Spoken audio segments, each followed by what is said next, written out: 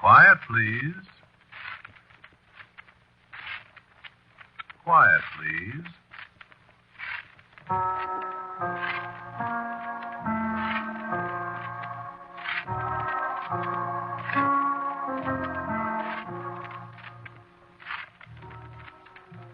The Mutual Broadcasting System presents Quiet, Please, which is written and directed by Willis Cooper and which features Ernest Chappell.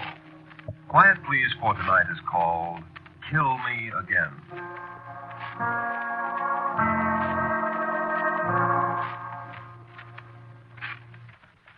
You ever hear anybody say, I'd sell my soul for this, that, or the other?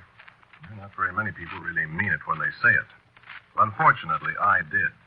And I found a buyer. No, nothing very exciting. No crashes of thunder, no red fire. Now, the doorbell just rang, and when I opened the door, there was a worried little-looking man standing there.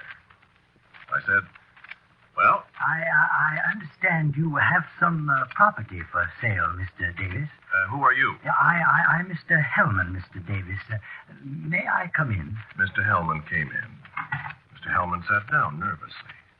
Mr. Hellman didn't have much time, it appeared, but Mr. Hellman had the $1 million in currency that I had named as my price for my soul, and he also had a bill of sale neatly typed in triplicate.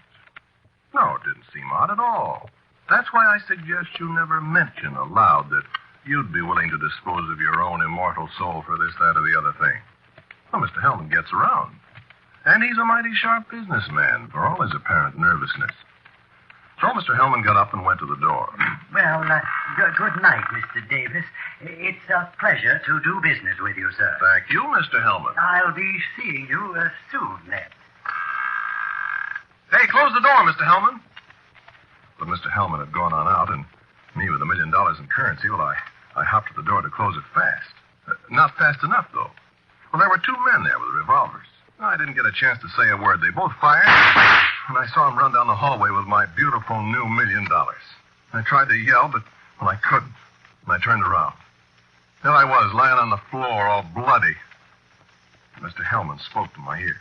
Well, I guess you can come along now, Mr. Davis. I kept my bargain. Now you keep yours.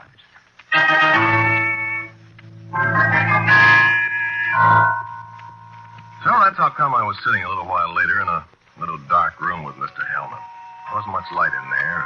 What light there was seemed to come from way up high near the ceiling and sort of flickered, like the light that comes from a fireplace. Mr. Hellman was sitting at a desk looking at me, and his eyes seemed to dart all around the room, but, well, maybe that was from the flickering light.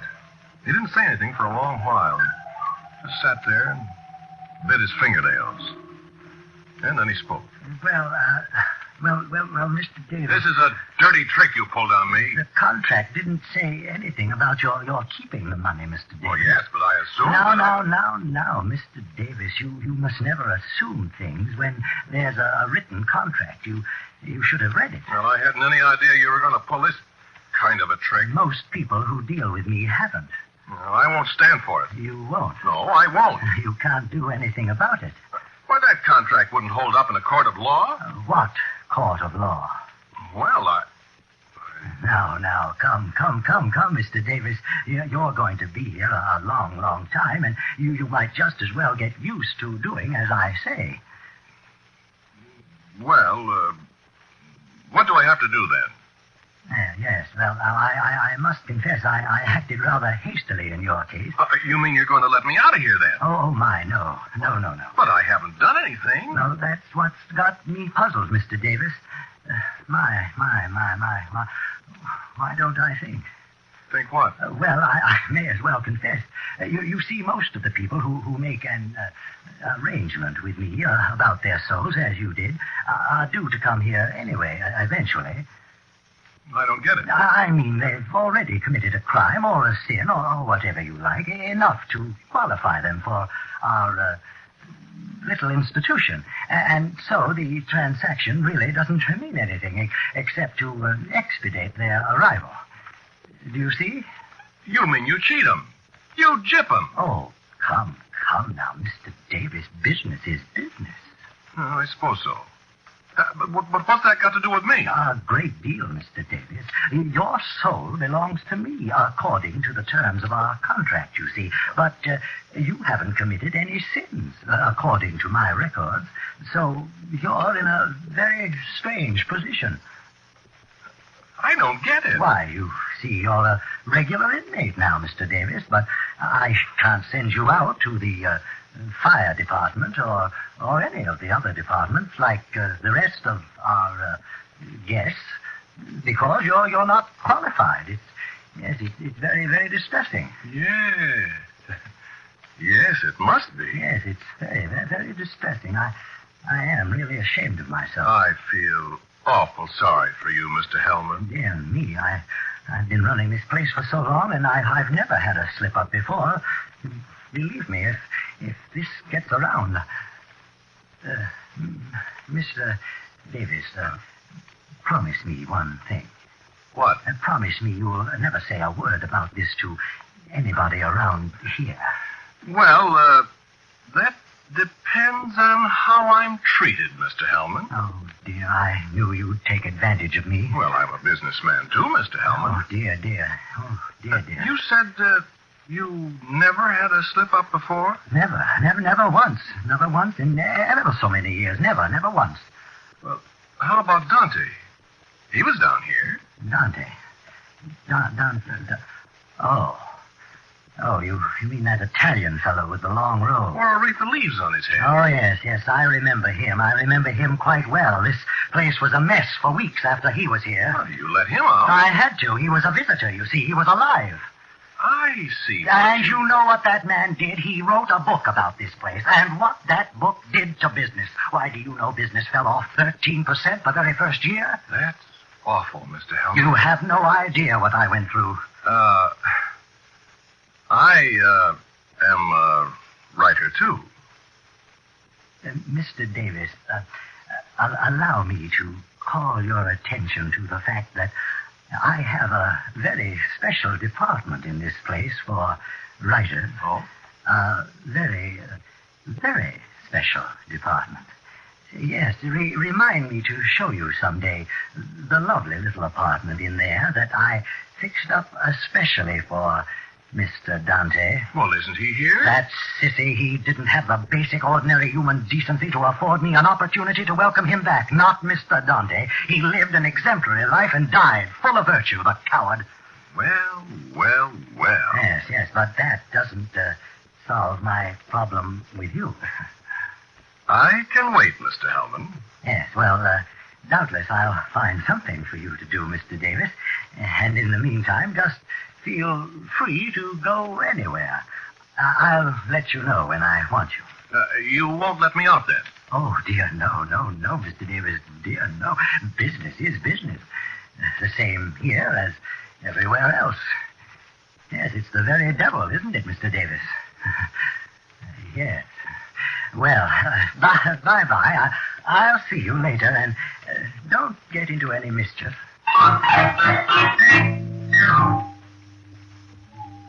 Well, I felt quite perky as I wandered around Mr. Hellman's remarkable institution. Well, who wouldn't? Well, I'd had a pretty tough time on Earth. There were plenty of times when I'd wondered where the next meal was coming from. Well, I had $1 million, even if it was for only a few minutes, and there aren't very many people in the world who can say that. Then, now, here I was, a non-paying permanent guest, and Mr. Hellman himself admitted he couldn't do anything about it. Just that alone was enough to make me feel pretty smart and pretty smug, especially when I'd catch Mr. Hellman's expression occasionally out of the corner of an eye. You know, Mr. Hellman's a very hard person to outwit. Well, people have been trying to do it ever since. And now look who did it. Little old Joe Davis, the guy that never had a nickel. The guy that sold his soul and made a profit on it. Well, I was smart to do my laughing early. Well, Mr. Hellman's ingenious. When I think of some of the things he had people doing. My, oh, my. Well, I'd seen enough of the place to decide that I was a very, very lucky fella. Also to wish I'd never made this deal. So I can say definitely that I wasn't happy. Mr. Hellman saw that, too. And he talked to me about it. Mr. Davis, You're not happy. No, I'm not, Mr. Hellman. Well, I'm not either. Well, yes, but you can do something about it. I can't. You're a disturbing influence here. Well, I can't help that.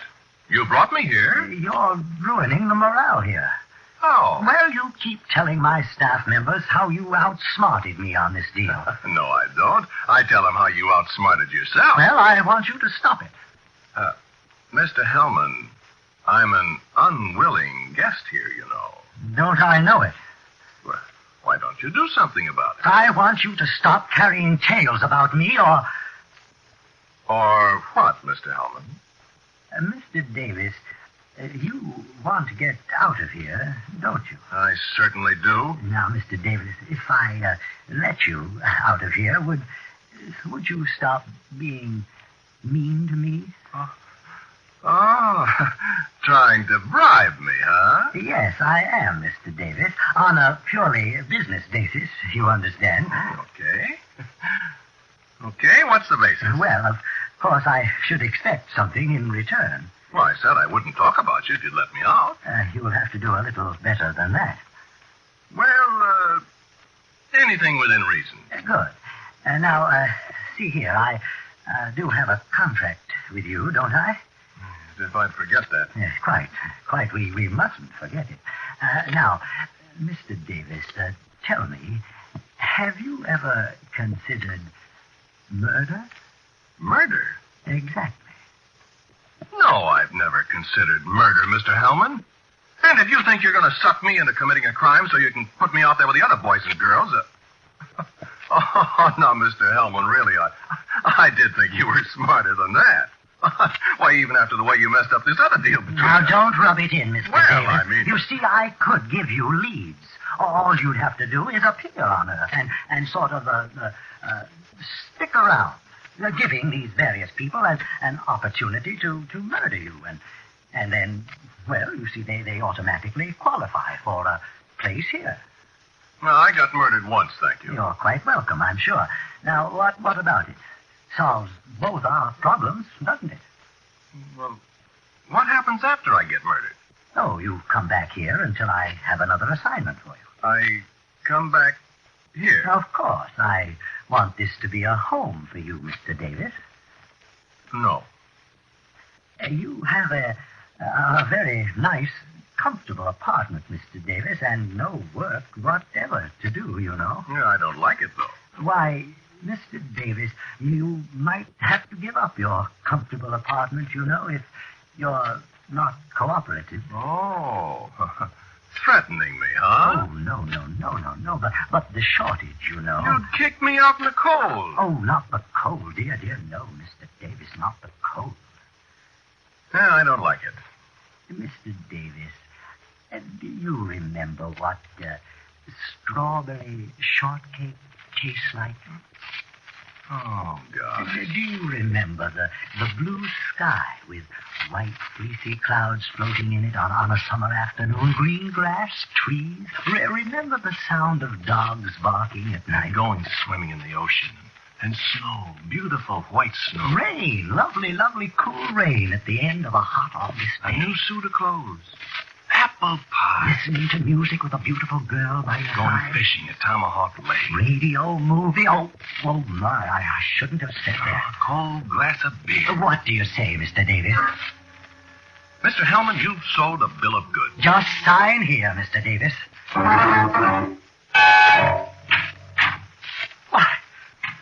Why, Mr. Davis, you're back so quick. Why, darn it, I never had a chance. Is this the kind of a deal you made with me? I'm done, Hellman. Oh, Mr. Davis, but you did beautifully. I just opened the door and the guy plugged me. I know. He was much hastier than I expected. I didn't get a chance to do a thing. Just bang, bang, that's all, and I'm saying hello, Mr. Hellman.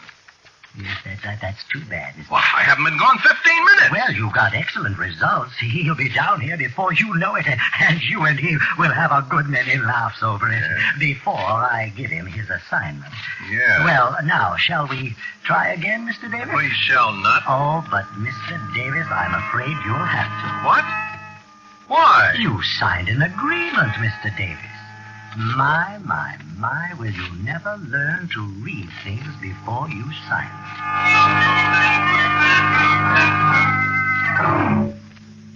Well, this time it wasn't so bad. For a while. Well, I was smart.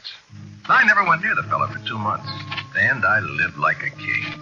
I will say this, Mr. Hellman, he's generous with an expense account. Of course, some people say that all the money there is belongs to him, but, well, they're willing to take it regardless. Mr. Hellman was all right about it. He didn't rush me. And I'd begun to wonder how long I could get away with it.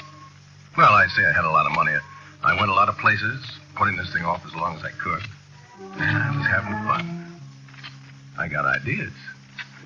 Well, you see, I'd met this girl. Oh, sure, a girl comes into any story sooner or later. I never had a girl in my previous life before Mr. Hellman, so I was nuts about this one. I remember I got very sentimental with her. Kind of forgot, I guess. It was a beautiful night with a million stars. We'd been dancing on an outdoor terrace. I really did forget who I was. Oh, sure is a beautiful night, isn't it? The stars. You could just reach up and touch them. Make you feel romantic? Kind of. Me too. Let's stay out here a while. I was hoping you'd say that. You were? Why? Don't you know? 'Cause it's cool? No. 'Cause you're tired dancing? No. Why? You. Me? Yes. I love you. Oh, now look. Don't be ridiculous. I'm not. I love you. Oh, listen, dear. I love you. Listen, I said. Well? Look, you're nice to be around with, and you spend your money, and you take me places, and I have kind of fun with you. But that's as far as it goes. Well, No, skip it. Well, I tell you Why do you have to be so serious? Don't spoil everything. But I thought that I know what you thought. You thought I was falling for you. Well, I'm not. Darling, I want to marry you. Marry you? Why, you old fool. Marry you. Darling, please listen to me. Look, Pops, I don't want to be mean to you, but after all, you're old enough to be my father. And I don't want to hear any more about it. Now, do you want to go back in and dance, or do you want to get me a taxi and let me go home? And as she stood there laughing at me, I thought I heard someone else laughing, and it sounded like Mr. Hellman. You're wasting time, Mr. Davis. Better get to work, hadn't you?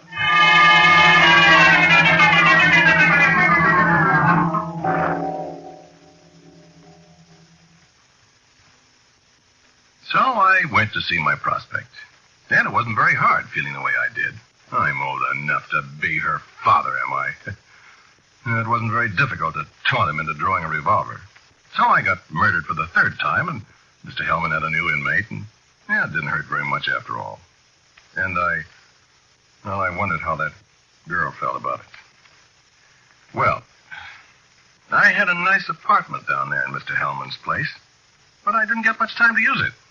That's one thing you want to remember about making a bargain with Mr. Hellman. Well, the bargain part of it is always on his side. I brought in 26 new customers, and, well, then I thought it was time for a vacation. Well, after all, well, you try getting murdered 26 times. Why, it wears you out. I had scars all over me. So I spoke to Mr. Hellman. Mr. Hellman, I said, I need a vacation. I've been working awful hard, Mr. Hellman, and I'm worn out.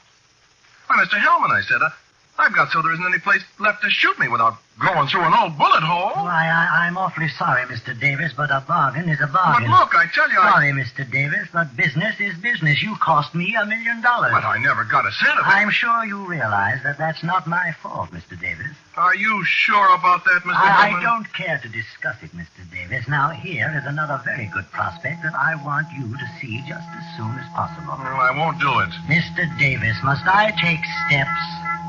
Now, about this Black Market chap. Well, I hadn't had any rest for so long. I was so fed up with this Mr. Hellman and the job he forced me into. I said to myself, I'm going to double-cross you, Mr. Hellman. I'm going to get some rest somehow. Somehow. So I walked into this black marketeer's office. He seemed to be a rather nice fellow. How do you do, young man? What can I do for you? I don't want anything. An automobile? No, thanks. Well, a washing machine. Now, what could I do with a washing machine? Change a $1,000 bill for you? No. Well, an apartment, maybe. An apartment? Say, that I could use. It's a deal, sir. Just look at this. 4 rooms. Bath newly decorated, daily maid service, modern kitchen. Finest apartment in the city. How about it? How much? Strictly ceiling price, sir. Long-term lease. I'll take it. But, Yes? you'll have to buy the drapers in the apartment. Oh, that's all right. How much? Oh, that'll be, let me see, $10,000. I was standing over him with the smoke still wreathing its way upward out of my revolver, and he was as dead as a doornail on the thick green rug. The door opened, and I turned around. Well, Mr. Davis. Hellman. Mr. Hellman Davis. Well, now you have been and gone and done it, haven't Did you hear what he was trying to sell me? Mr. Davis, I hope you realize that your days as a guest in my institution are over. You mean I don't have to go back now? My, he certainly is dead. You're a very good shot, Mr. Davis. Well, he made me so mad Yes, that indeed. Well- What were you saying about not having to come back? Did you mean I don't have to come back now, Mr. Hellman? Why, Mr. Davis. What? Why, Mr. Davis, don't you see what you've done? I knew eventually you'd do something like this. Temper, Mr. Davis. What are you talking about? Why, Mr. Davis, I knew someday you'd commit a crime, commit a sin, Mr. Davis. Why, certainly you're coming back, Mr. Davis, after the law gets through with you. Mr. Hellman, listen, sir. I'm afraid you're never going to be a businessman, Mr. Davis. I have such interesting things for you to do the next couple of million years. Who's that? Why, that, Mr. Davis, I suspect is the officers come to take you to jail, where they will eventually send you back to me. No. I'll be seeing you, Mr. Davis. Kill me again. Kill me again.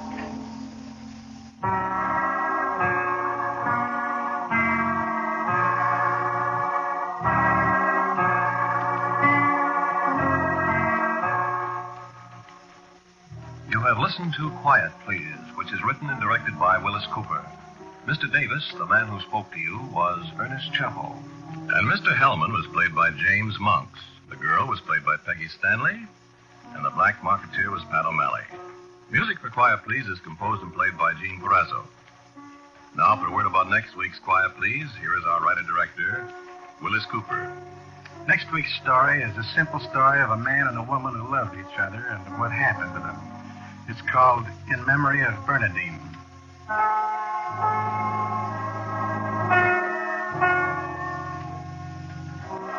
And so, until next week at this same time, I am quietly yours, Ernest Chappell.